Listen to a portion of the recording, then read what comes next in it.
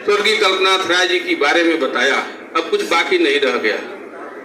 सबसे पहले मैं अपने उस नेता को, जिसने इस मऊ जनपद को जनपद बनवाया, जिन्होंने जनपद का दर्जा दिलवाया इस मऊ जैसे छोटे शहर को, जिसने इस उत्तर प्रदेश ही नहीं बल्कि पूरे देश में विकास के नाम पर एक मऊ को पहचान दी, ऐसे स्वर्गीय कल्पनाथ राय जी को, अपने राजनीतिक गुरु को मैं अपनी श्रद्धा सुमन अर्पित करता हूँ। साथियों, स्वर्गीय कल्पनाथ राय जी ने मऊ को जब जनपद बनाया तो उनकी एक इच्छा थी कि इस मऊ को, अक्सर वो अपने भाषणों में कहा करते थे कि मैं इस मऊ को हरियाणा और पंजाब बनाऊंगा।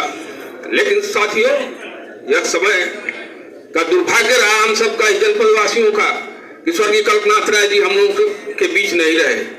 एक लंबा अरसा बितरा, लेकिन साथियों, कल्पनाथ राय जी की एक इच्छा थी कि मऊ में मेडिकल कॉलेज का निर्माण हो। हमेशा इंजीनियर साहब और राजकुमार सिंह जी इस बात को कह रहे थे कि कैसे कल्पनाथ राय कहते थे कि शिक्षा के क्षेत्र में हमने अभी इस जनपद में कोई कार्य नहीं किया।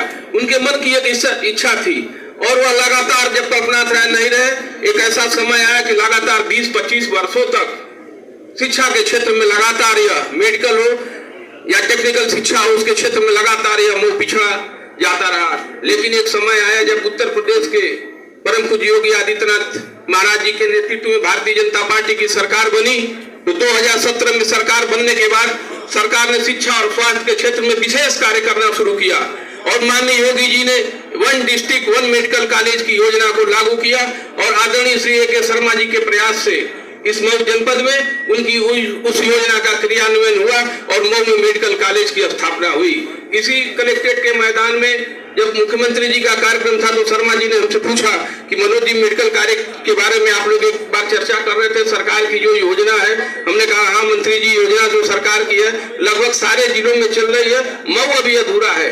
तुरंत मंत्री जी ने मुख्यमंत्री जी से उसी कलेक्ट्रेट के मैदान में इस योजना में मेडिकल कॉलेज के निर्माण की मांग किया, और मुख्यमंत्री जी ने उस घोषणा को उन्होंने घोषणा किया कि मऊ में जल्द ही मेडिकल कॉलेज का निर्माण कराया जाएगा। आज उसी योजना के तहत मऊ में मेडिकल कॉलेज पीपीपी मॉडल पर मेडिकल कॉलेज का निर्माण कराया जा रहा है। आज स्वर्गीय कल्पनाथ राय जी के न रहने के बाद जो विकास का पहिया मऊ का रुका हुआ था, उस पहिए को आप सब देख रहे हैं कि किस प्रकार ए.के. शर्मा जी के नेतृत्व में लगातार विकास, निरंतर विकास होता जा रहा है। आपने अभी देखा कि जिस रास्ते से हम लोग आ रहे हैं, अदरी में जो अभी चर्चा, सब सारे वक्तागण चर्चा कर रहे थे कि अदरी में जो तीन ओवरब्रिज बनाने के बाद, राजकुमार सिंह जी ने कहा कि तीन ओवरब्रिज बनाने के बाद चौथा ओवरब्रिज उन्होंने बनाने के लिए कहा था, और असमय हम सब लोगों के बीच से चले गए। लेकिन स्वर्गीय राय साहब के जाने के बाद जब हम लोगों ने, यहाँ के लोगों ने, स्थानीय लोगों ने मांग किया, हमने भी शर्मा जी से कहा कि भैया मेडिकल कॉलेज के लिए बहुत ही उपयुक्त रास्ता है, और यह ओवरब्रिज बनेगा तो सबसे ज्यादा लाभ मेडिकल कॉलेज के लोगों को आने जाने के लिए होगा। और आपने यहाँ के लोगों के, स्थानीय लोगों की मांग पर उस मांग को पूरा किया।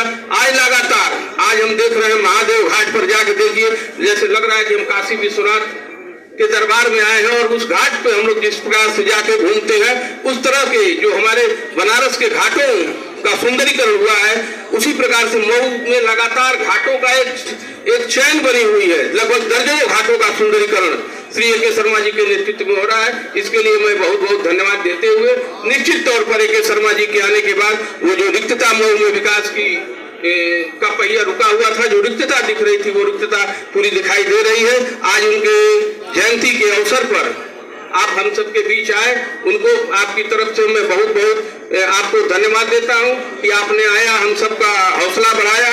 स्वर्गीय कल्पनाथ राय जी की श्रद्धांजलि सभा में आकर उनको आपने श्रद्धांजलि अर्पित किया, इसके लिए भी मैं आप सबको बहुत बहुत धन्यवाद देता हूं, और आपको विश्वास दिलाता हूं कि जब भी जो कल्पनाथ राय जी का सपना था, उस सपने को पूरा करने के लिए जब भी यहाँ के लोगों के